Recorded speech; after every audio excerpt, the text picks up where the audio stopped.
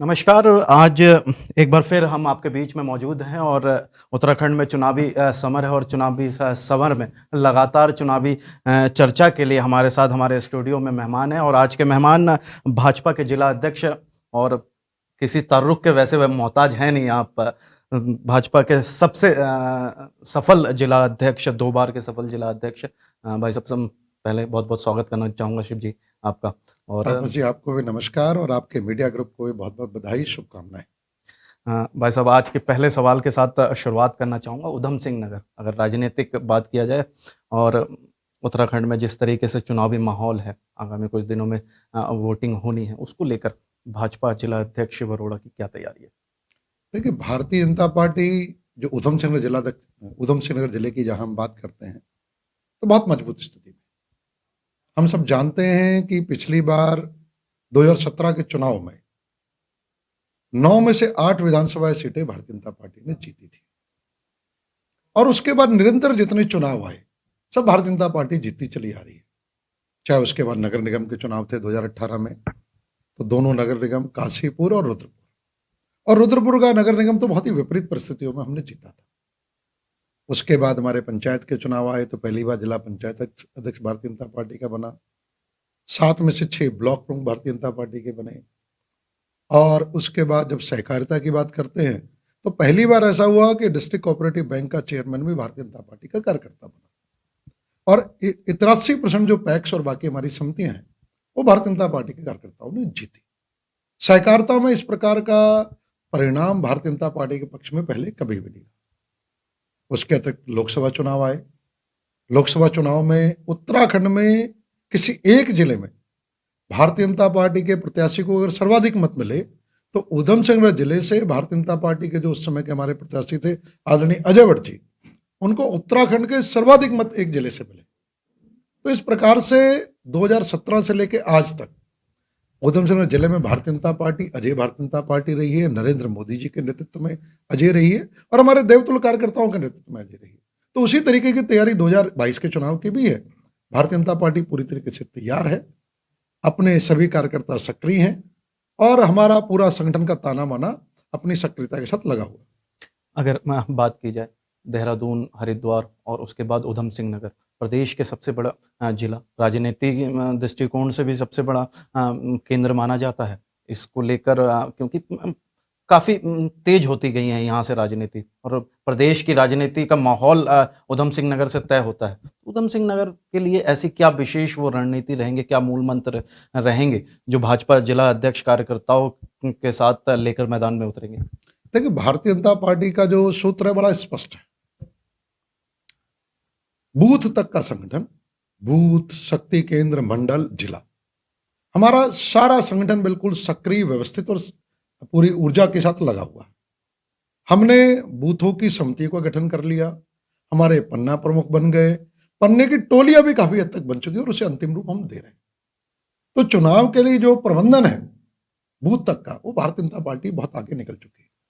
साथ ही साथ नरेंद्र मोदी जी का नेतृत्व, पुष्कर सिंह धामी जी का नेतृत्व, संगठन में मदन कौशिक जी का जो प्रदेश अध्यक्ष है उनका नेतृत्व, महामंत्री संगठन अजय जी का नेतृत्व, इस प्रकार का हमारा नेतृत्व है कि उस नेतृत्व के आधार पर जो जनता का आकर्षण है, जनता का जो विश्वास है और बूथ तक का हमारा संगठन और देवतुल्य कार्यकर्ताओं की लाखों की हमारी श्रृंखला, तो निश्चित रूप से भारतीय जनता पार्टी के पास ऐसी ताकत है जो किसी और राजनीतिक दल के पास नहीं। तो उसी के आधार पर भारतीय जनता पार्टी प्रचंड बहुमत के साथ जीतने वाली है। जिला अध्यक्ष हैं, चुनावी मैदान की सारी गतिविधियां आपके पास रहती हैं, जानकारी सारी रहती हैं। रुद्रपुर विधानसभा की बात करें तो किसे मैदान में उतारेंगे? देखिए, वो तो तय हो चुका है, रुद्रपुर से किसे उतारा जाना है। रुद्रपुर से भारतीय जनता पार्टी का कार्यकर्ता उतरेगा, कमल का निशान उतरेगा। रुद्रपुर विधानसभा भारतीय जनता पार्टी का गढ़ है, ये राष्ट्रीय स्वयंसेवक संघ का गढ़ है। भारतीय जनता पार्टी यहाँ की अजय भारतीय जनता पार्टी, 2 बार हमारे यहाँ से विधानसभा चुनाव जीते हैं हमारे विधायक। नगर निगम लगातार दोनों बार हम जीते हैं, कभी कांग्रेस या कोई अन्य पार्टी उसमें नहीं आ सकी। लोकसभा चुनाव की जब हम बात करते हैं तो लोकसभा चुनाव में जो भगत दाल जब लड़े थे तो 52,000 वोटों से जीते थे। जब आदरणीय अजय भट्ट जीते तो 67,000 वोटों से जीते, उत्तर भारत में सर्वाधिक मतों से जीते हैं। तो भारतीय जनता पार्टी रुद्रपुर की अजय भारतीय जनता पार्टी, और उस अजय भारतीय जनता पार्टी में एक भारतीय जनता पार्टी का कार्यकर्ताओं की भावनाओं के आधार पर, जिसका कार्यकर्ताओं की जैसी इच्छा होगी, कार्यकर्ताओं से जैसा समन्वय होगा, उसके आधार पर यहाँ की जो जनता है उनकी भावनाओं अपेक्षाओं के आधार वो पर वो कार्यकर्ता शिव अरोड़ा तो नहीं है जो इस बार विधानसभा का प्रतिनिधित्व करे। देखिए, ये तय करना शिव अरोड़ा का काम तो है नहीं, ये तय करना हमारे शीर्ष नेतृत्व का काम है। और शीर्ष नेतृत्व इन सब पैरामीटर्स पर, संगठन के प्रति निष्ठा, उसकी छवि, कार्यकर्ताओं का उनसे उसके प्रति जो है विश्वास, जनता का विश्वास और भविष्य की संभावनाएं, ऐसे अनेक अनेक पैरामीटर पर हमारा शीर्ष नेतृत्व आकलन करता है, विभिन्न तरीके से आकलन करता है, और उस आकलन के आधार पर भारतीय जनता पार्टी शीर्ष नेतृत्व तय करता है कि किसको वहां भेजना। ये भारतीय जनता पार्टी की विशेषता है कि कब कौन संगठन में है वो चुनाव लड़ लेगा, कब कौन चुनाव लड़ने वाला संगठन में आ जाएगा। ये भारतीय जनता पार्टी की विशेषता है। तो कुछ भी हो सकता है, जो भी होगा बहुत अच्छा होगा। बहुत अच्छा होगा। चलिए, अभी ये हमारी भी शुभकामनाएं, बहुत अच्छा। लेकिन ऐसी क्या रणनीति रही, ऐसा क्यों लगा? क्योंकि आपने कहा है कि भाजपा ने हमेशा विकास किया है। भाजपा का विधायक, रुद्रपुर के विधायक राजकुमार ठुकराल, सभी जानते हैं, क्या उन्होंने विकास कार्य नहीं किया कि आज नौ दावेदार इस विधानसभा से उन्हीं के सामने, उन्हीं के पार्टी के कार्यकर्ता, ऐसी क्या क्या कारण रहे कि 9 कार्यकर्ता एक ही विधानसभा से सबसे ज्यादा वोट लेने का श्रेय उन्हीं के सामने सबसे ज्यादा आज दावेदार? ऐसा क्यों? क्या राजकुमार ठुकराल ने रुद्रपुर का विकास नहीं किया, रुद्रपुर विधानसभा का विकास नहीं किया? यही कारण है कि 9 कैंडिडेट उनके सामने है। देखिए, ये इसके कारण कई सारे होते हैं। पहले ही तो भारतीय जनता पार्टी, हर एक को पता है अजय भारतीय जनता पार्टी, तो स्वाभाविक रूप से जब अजय भारतीय जनता पार्टी की जीतने की संभावना है तो एक लोगों की इच्छा भी ज्यादा रहती है। दूसरा, भारतीय जनता पार्टी लोकतांत्रिक पार्टी, भारतीय जनता पार्टी अभी कुछ दिन पहले ही यहाँ पर रायशुमारी हुई। ऐसी कोई पार्टी नहीं है जहां कार्यकर्ताओं से इस तरीके से रायशुमारी हो। कार्यकर्ताओं से पूछा जाए, भाई आप क्या चाहते हो, यहाँ की विधानसभा का प्रतिनिधित्व कौन करे? ये भारतीय जनता पार्टी के अंदर होता है। कार्यकर्ताओं के मान सम्मान के लिए होता है, उनकी भावनाओं का मान सम्मान करते हुए निर्णय प्रक्रिया की उनकी सहभागिता तय की जाती है। तो ये एक भारतीय जनता पार्टी की लोकतांत्रिक पार्टी है, और जो भी कार्यकर्ता भारतीय जनता पार्टी में अगर समर्पण के साथ और पूरे मनोयोग के साथ काम कर रहा है, संगठन के प्रति निष्ठा, तो उसका अधिकार है और जो है टिकट के लिए मांगना, ये कोई जिसे कहते हैं कोई गलत काम नहीं है, अधिकार है, और ये अच्छी बात है।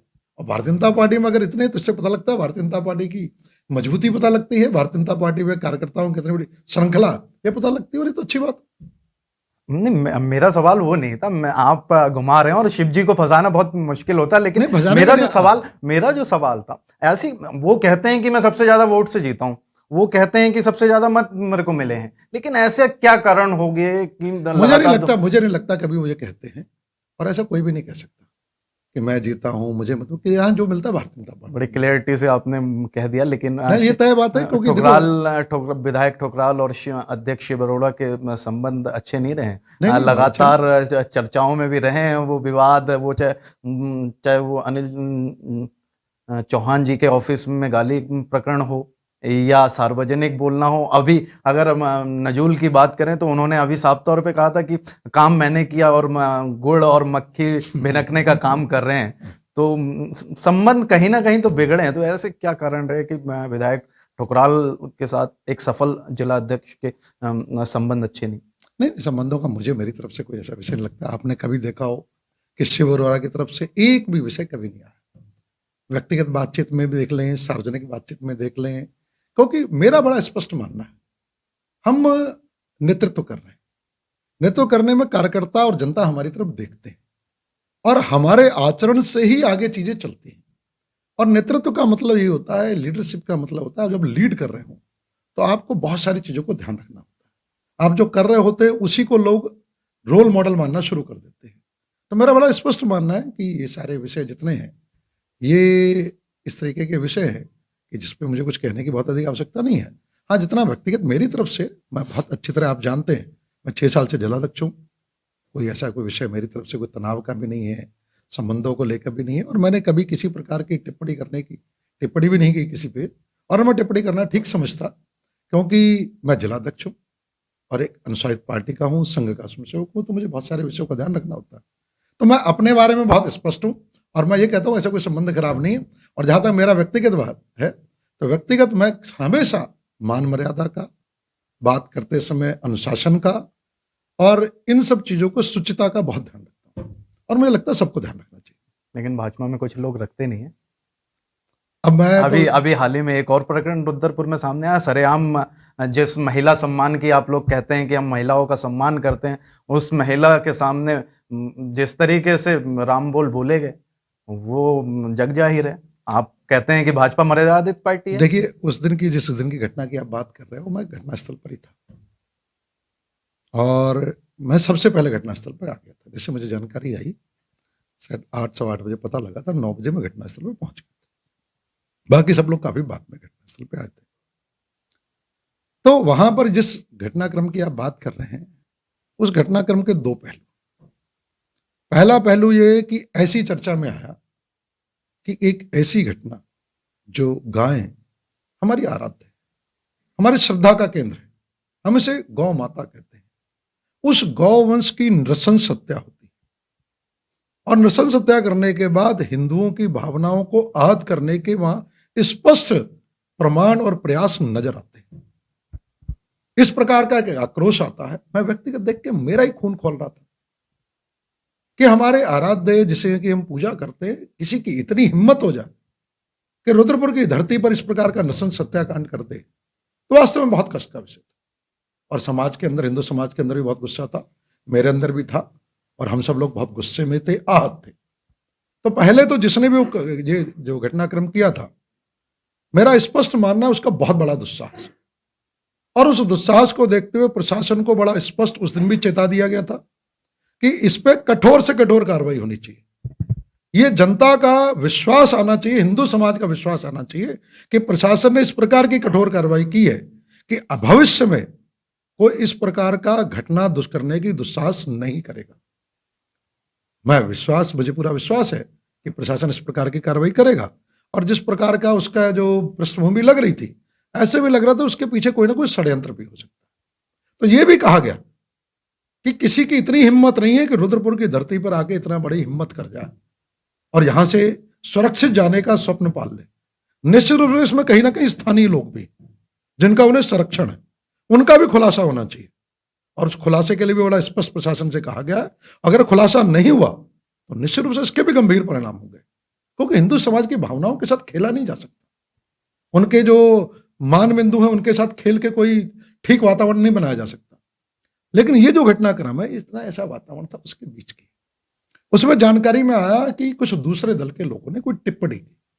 अब मैं तो मौके पर था नहीं, तो मैं नहीं कह सकता कि क्या कहा, लेकिन वो टिप्पणी हुई और मेरा उनसे भी कहना बड़ा स्पष्ट कि इस प्रकार के संवेदनशील मुद्दों पर किसी प्रकार की राजनीतिक टिप्पणी नहीं करनी चाहिए।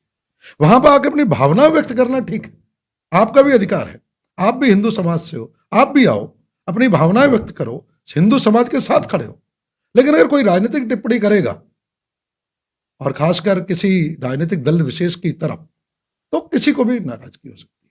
तो मेरी जानकारी में आया कि एक विपक्षी दल के द्वारा कोई राजनीतिक टिप्पणी, यानी इस घटना को राजनीतिक रंग देने की कोशिश की।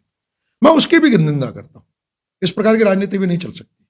हाँ, इसके बाद का जो घटनाक्रम है, वो घटनाक्रम भी निश्चित रूप से, जो मैंने पहले भी कहा, जब हम राजनीति में होते हैं, नेतृत्व में होते हैं, तो हमेशा हमारा स्वभाव जो है वो ऐसा होना चाहिए कि स्वभाव, हमारी बातचीत, ऐसे कुछ शब्द हमारे मुंह से ना निकले जिसके कारण से हमें कल को जवाब देना मुश्किल हो।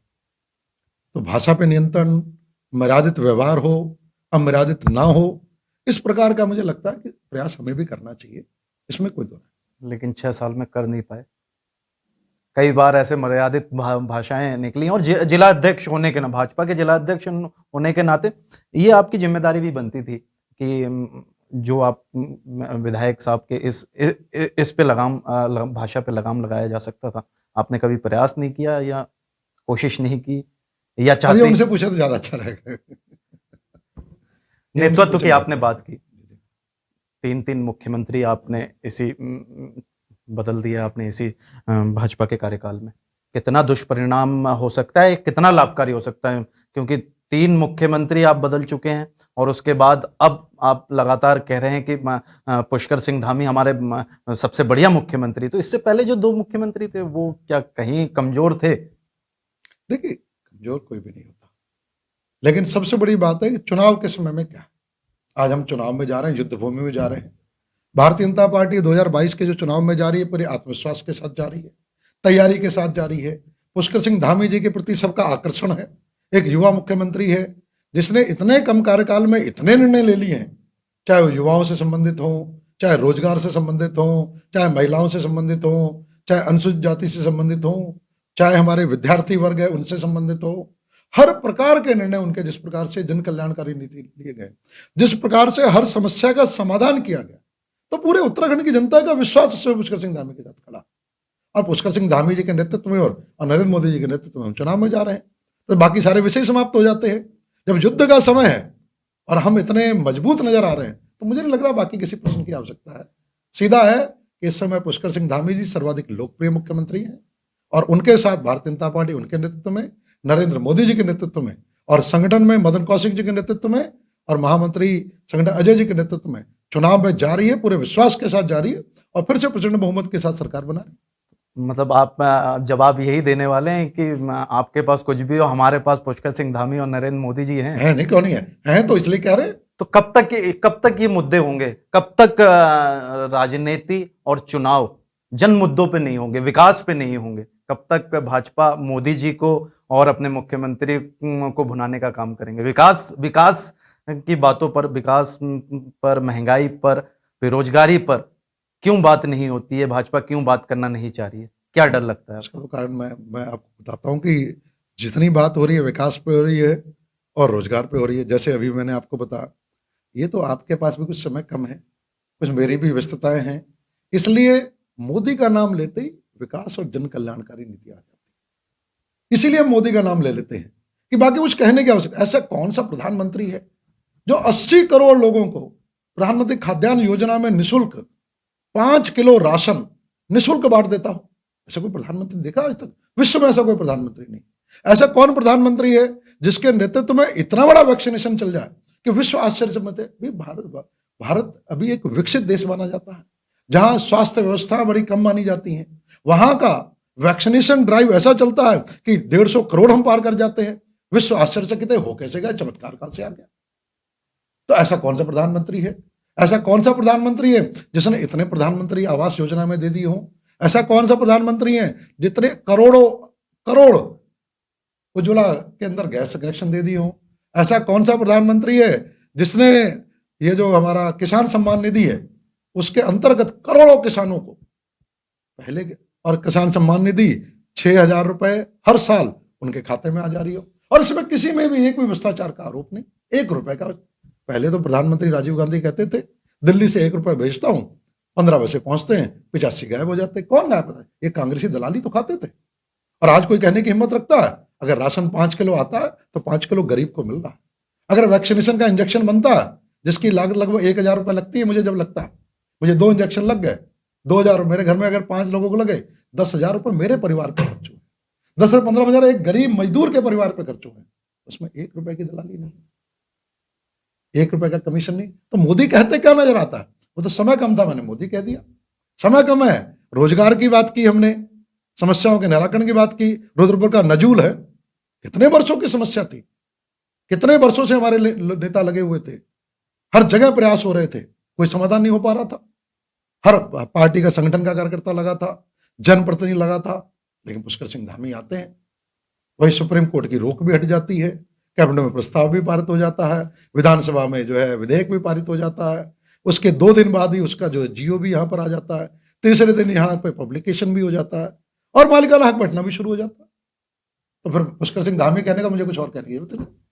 इसलिए कह रहा हूं, विकास पे, रोजगार पे और जन कल्याणकारी योजनाओं पर ही भारतीय जनता पार्टी चुनाव लड़ती है। हमारे नेता ऐसे हैं कि जो कर ही रहे तो उनका नाम लेते सबको समझ में आया था।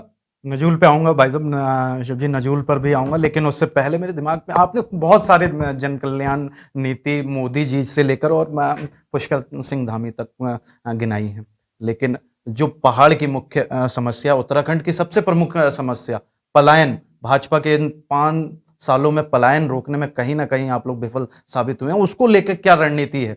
अगर आगे सरकार बनती है तो किस तरीके से आप पलायन पर काम करेंगे? देखिए, मैं जिलाध्यक्ष हूँ, ये तय है कि एक बहुत बड़ा विषय है। मुझे लगता है कि इस विषय पे हमारे बड़े नेता अधिक अच्छा कहने की स्थिति में, लेकिन कहने की स्थिति में मैं भी हूँ, क्योंकि ये मुझसे मेरे जिले से बड़ा विषय है, इसलिए मैं अपनी सीमाओं का अतिक्रमण थोड़ा कम करता हूँ। लेकिन एक उदाहरण देके मैं अपनी बात इस पे ज्यादा नहीं जाऊंगा कि जितना काम भारतीय जनता पार्टी की सरकार में हो रहा, हम बार बार कहते हैं डबल इंजन की सरकार है। डबल इंजन की सरकार क्या होती है और पलायन क्यों होता है? पलायन का मूल कारण है वहां पर इंफ्रास्ट्रक्चर ना होना, मूलभूत सुविधाओं का ना होना। ये तो पलायन के कारण है। अगर वहां पर मूलभूत सुविधाएं होती हैं तो वहां रोजगार होता है, वहां पर्यटन होता है, वहां हर प्रकार के प्रयोग होते हैं और लोग वहीं रहते हैं। जितनी बड़ी ऑल वेदर रोड यहां बन गई इस भारतीय जनता पार्टी की डबल इंजन की सरकार में बना दी गई, कभी बनी है? रिमोट तक, इंटीरियर तक जो है सैकड़ों किलोमीटर की जो ऑल वेदर रोड बन रही है और काफी बन चुकी है। इधर से पिथौरागढ़ मार्ग देखें कहां से कहां पहुंच गया। पिथौरागढ़ जाने में 11 से 12 घंटे लगते थे। अभी मैं 3-4 दिन पहले किसी से पूछ रहा था, बोला उसे 6 घंटे लगेंगे आपको, पिथौरागढ़ 6 घंटे में। कल्पना की थी रुद्रपुर से 6 घंटे में पिथौरागढ़ पहुंच रहे हैं। बागेश्वर के हमारी जो रेल लाइन है उसका सर्वे हो गया, कर्णप्रयाग का। किसी ने सोचा था कभी कि वह उधर हमारी रेलवे लाइन के काम शुरू हो गए? तो सारा जब हमारा इंफ्रास्ट्रक्चर, मूलभूत सुविधाएं हम देंगे तो रोजगार भी बढ़े। मेडिकल है, मेडिकल कॉलेज जितने भारतीय जनता पार्टी की सरकार में खुले, कभी खुले? कभी नहीं खुले। तो स्वाभाविक रूप से भारतीय जनता पार्टी की सरकार, डबल इंजन की सरकार, जितने विश्वास के साथ पहाड़ों पे विकास कार्य कर रही है, मूलभूत सुविधाओं को पहुंचा रही है, सड़कों का जाल बिछा रही है, रेल को ऊपर तक ले जाने की तैयारियां चल रही हैं, तो फिर कहां बचेगा सर? ये बरसों बरस की जो पिछड़ा जो पन्ना है भारतीय जनता पार्टी ने बहुत हद तक दूर किया है। और आगे आने वाले समय में जो अगली सरकार होगी, अभी हमारे आदरणीय जो है प्रधानमंत्री नरेंद्र मोदी जी ने कहा कि आने वाला जो दशक है वो उत्तराखंड का दशक है। क्या मतलब है इसका? और हमारे जो यशस्वी जो मुख्यमंत्री है पुष्कर सिंह धामी जी, वो बहुत स्पष्ट कर रहे हैं कि रजत जयंती जब उत्तराखंड मनाएगा तो ये भारत का सर्वश्रेष्ठ राज्य 2025 में होगा। नजूल पे वापस आए। अजय नजूल 5 सालों में नजूल नजूल नजूल भाजपा नजूल करती रही और चुनाव के अंतिम वक्त में नजूल पे आप अध्यादेश भी ले आते हैं, 5 जनों को प्रमाण पत्र भी दे देते हैं।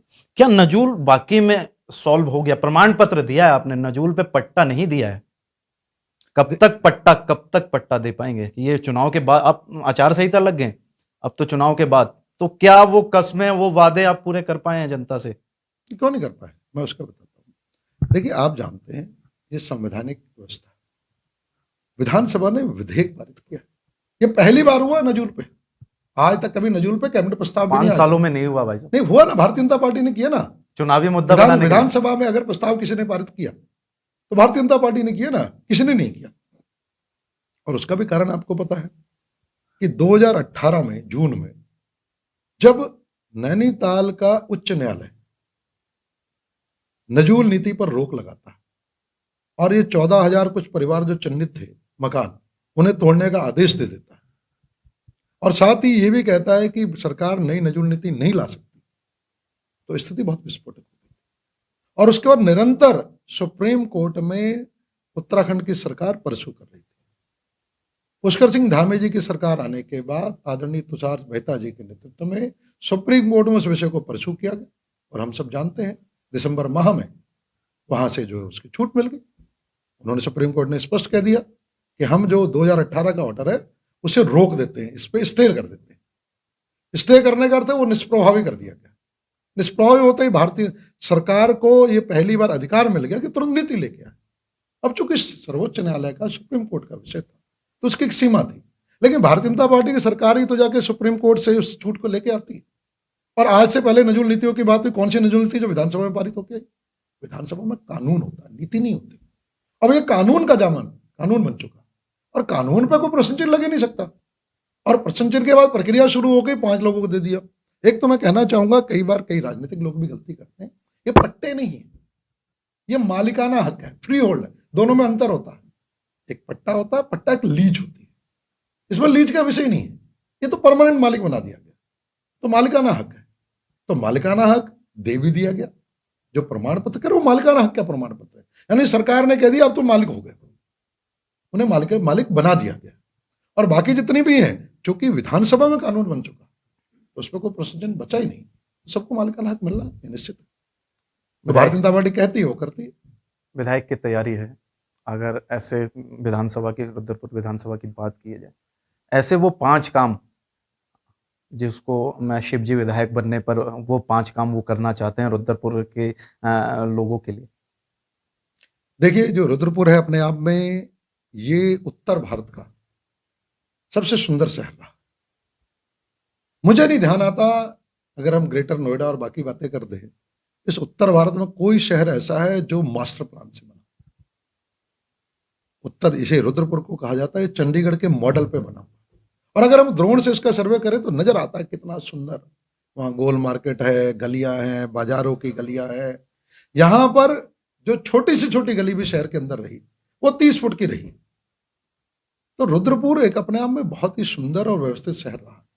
फिर दूसरा, रुद्रपुर बाद में औद्योगिक राजधानी हो गया। उत्तराखंड का सबसे बड़ा, नॉर्थ भारत का, उत्तर भारत का सबसे बड़ा औद्योगिक केंद्र बन चुका है, जहां पर टाटा है, सुका लीलैंड है, और जिसे कहते हैं महिंद्रा एंड महिंद्रा है, बजाज है, इतने बड़े बड़े ब्रांड है। तो ये बहुत बड़े औद्योगिक केंद्र भी। यहाँ काम किए जाने की बहुत अधिक आवश्यकता है। पहला मुद्दा तो नजूल ही था, एक नजूल का विषय था जो लगभग हो गया, लेकिन उसका इम्प्लीमेंटेशन, वो लोगों को मालिकाना हक मिल जाए, एक सबसे बड़ा लक्ष्य ये कि जैसे चुनाव समाप्त हो कुछ ही महीनों के अंदर अंदर सभी पात्र लोगों को मालिकाना हक मिले, एक पहला लक्ष्य। दूसरा लक्ष्य है कि हमारे यहाँ स्लम एरिया, बस्तियां हैं, और उन बस्तियों में चूंकि बाहर से लोग आए, वहां बसते चले गए, और वो धीरे धीरे स्लम एरिया डेवलप होते चले गए। वहां पानी की निकासी नहीं, नालियां नहीं है, वहां सड़कें के, हमारे नगर निगम ने बहुत काम किया, लेकिन उसके बावजूद भी वहां चूंकि पानी की स्थायी निकासी नहीं है, सड़कों का अभी भी अभाव है, वहां पर अभी भी जो है चिकित्सा सुविधा नहीं है। तो दूसरा जो मेरा मानना है कि आगे ही स्लम एरिया ना बढ़े, तो एक कॉन्सेप्ट जब सिडकुल आया था, चूंकि मैं चार्टर्ड अकाउंटेंट भी हूं और मैं सारे इन डेवलपमेंट में बहुत रुचि भी रखता हूं, एक कॉन्सेप्ट है EWS का, इकोनॉमिक वीकर सेक्शन के लिए फ्लैट्स बनते हैं। इस शहर के अंदर 25,000 फ्लैट बनाना, ये मेरा लक्ष्य, कि 25,000 फ्लैट ऐसे बनाने चाहिए जो ये मकान लेते हैं, बनाते हैं स्लम एरिया में, गरीब लोग, वो भी 3 लाख 4 लाख तक के प्लॉट ले लेते हैं, 2-2 3-3 लाख के 50-50 गज के प्लॉट ले रखे हैं उन लोगों ने। और इतने में तो EWS शहर के आसपास के 2-4 किलोमीटर के सराउंडिंग में जो सरकारी जगह है या ऑक्यूपाई करके 2-2 3-3 लाख रुपए में तो उन्हें बने हुए मकान फ्लैट मिल सकते हैं, जहां पे सारी मूलभूत सुविधाएं होंगी, स्वच्छता होगी, पानी होगा, बिजली होगी, गंदगी नहीं होगी, पानी की निकासी होगी, सीवर लाइन होगी। तो ऐसे फ्लैट्स बनने चाहिए। तो 25,000 कम से कम हम अगले 5 सालों में यहाँ फ्लैट बनाने का काम करें, जिससे ये स्लम एरिया धीरे धीरे इधर डाइवर्ट हो, और जैसे ही इसका प्रेशर खत्म होगा तो वहां सुविधाएं देना आसान होगा। तो एक बहुत बड़ा काम है EWS का।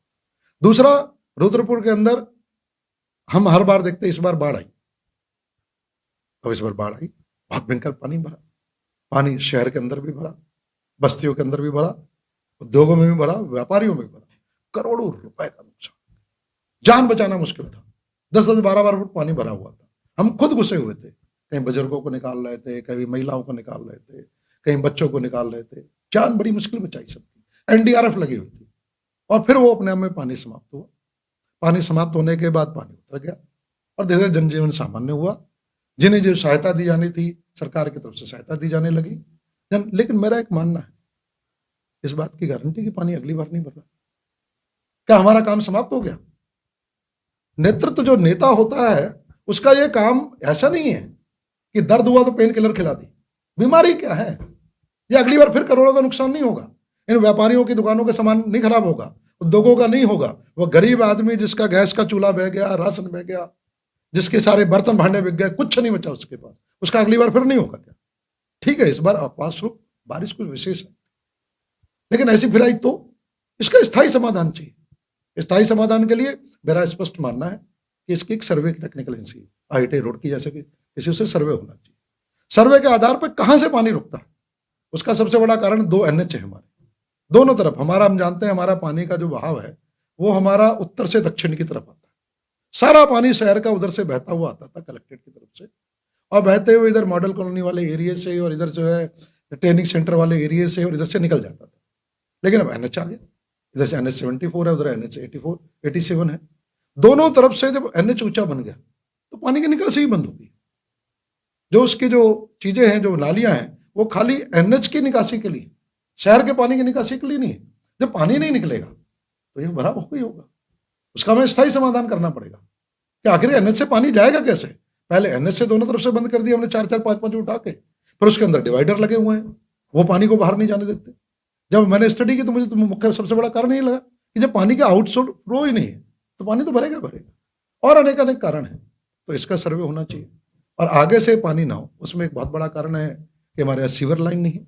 10,000 से लेकर 15,000 की आबादी तक सीवर लाइन होती है शहरों में, लेकिन इतना बड़ा शहर है, 4 लाख की आबादी है, उद्योग के अंदर यहाँ सीवर लाइन नहीं है। और सबसे बड़े राजनीतिक एजेंडा भी नहीं है, कोई विपक्षी दल भी इसकी बात नहीं करता सीवर लाइन होनी चाहिए। मेरा मानना है सीवर लाइन होनी चाहिए। जब आप सीवर लाइन आएगी तो एक तो वाटर लॉगिंग खत्म होती है, क्योंकि पानी की निकासी उसके थ्रू निकलती चली जाती है। दूसरा, जगह जगह गंदगी जो ढेर है, जो नाली से निकाल के साफ करने के लिए बाहर रखे जाते हैं, सीवर लाइन होती है, उसकी आवश्यकता नहीं होती, तो पानी गंदगी के ढेर भी खत्म होते हैं। तो सीवर पार्किंग की समस्या हमारे शहर के अंदर बहुत बड़ी समस्या है। शहर के अंदर पार्किंग नहीं, मल्टी स्टोरी पार्किंग बननी चाहिए। तो मल्टी स्टोरी पार्किंग बहुत अधिक आवश्यकता है। कहीं अगर पार्किंग हो, क्योंकि शहर बहुत सुंदर है लेकिन जाम का घर बना हुआ, तो पार्किंग होनी चाहिए।